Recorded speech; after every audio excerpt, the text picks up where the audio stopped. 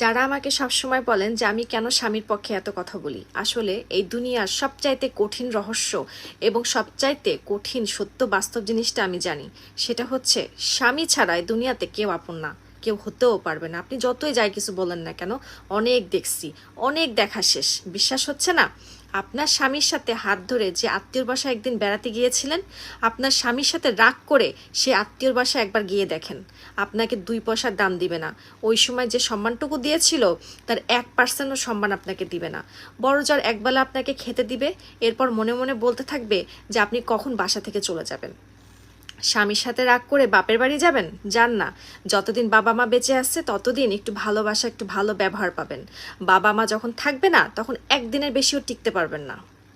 আসলে একটা স্ত্রীর জন্য তার স্বামীর ঘর বেহেস্তের মতো লাগে, বাকি সব কিছু জাহান্নামের মতো লাগে।